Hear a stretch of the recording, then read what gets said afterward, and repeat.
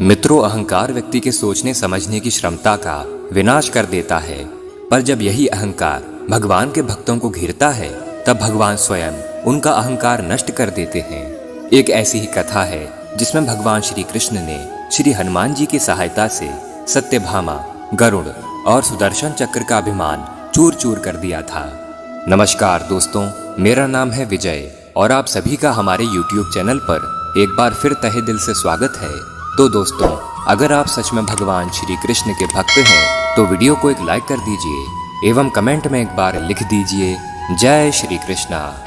कथा कुछ इस प्रकार है कि एक दिन भगवान श्री कृष्ण अपनी द्वारिका में रानी सत्यभामा के साथ सिंहासन पर विराजमान थे और उनके निकट ही गरुड़ और सुदर्शन चक्र भी उनकी सेवा में विराजमान थे। बातों ही बातों में रानी सत्यभामा ने व्यंग्यपूर्ण लहजे में पूछा, हे श्री कृष्ण, आपने त्रेता युग में राम के रूप में अवतार लिया था और सीता जी आपकी पत्नी थीं।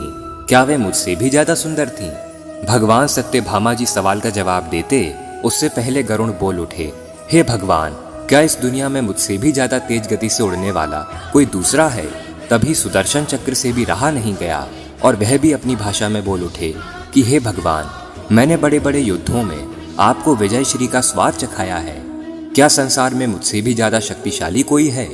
तब भगवान श्री कृष्ण समझ गए थे कि मेरे इन तीनों भक्तों में भारी अभिमान आ गया है। लेकिन प्रभु की लीला तो अपरंपार है। प्रभु मन ही मन मुस्कुराने लगे और यह सोचने लगे कि कैसे इन तीनों के अभिमान को नष्ट किया जाए।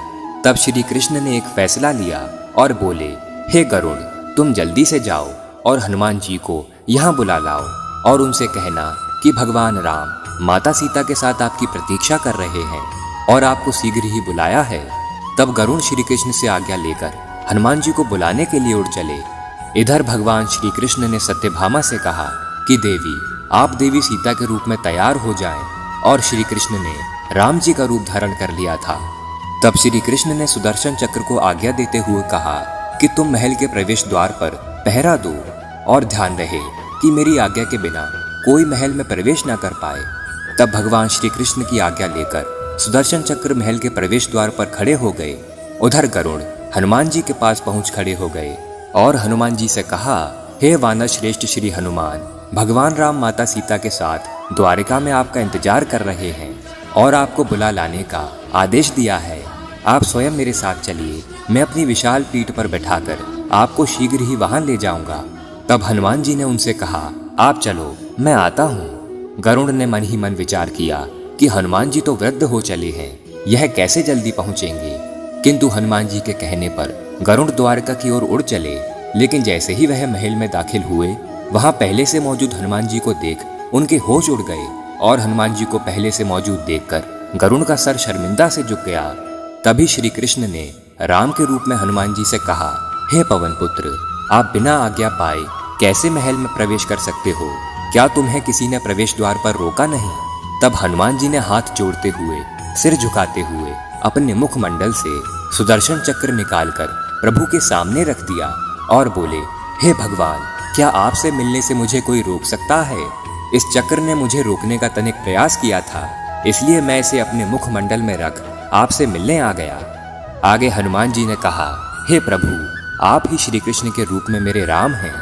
लेकिन आज आपने माता सीता के स्थान पर किस दासी को इतना सम्मान दे दिया है कि वे आपके साथ आपके सिंहासन पर विराजमान हैं। यह सब कुछ सुनते ही रानी सत्यभामा का अहंकार भी चूर चूर हो गया। अब रानी सत्यभामा, सुदर्शन चक्र और गरुड़ तीनों का ही घमंड चूर चूर हो गया था और वे तीनों भगवान की लीला समझ गए थे। तीनों की आंखों में आंसू बहने लगे और वे भगवान के चरणों में झुक गए।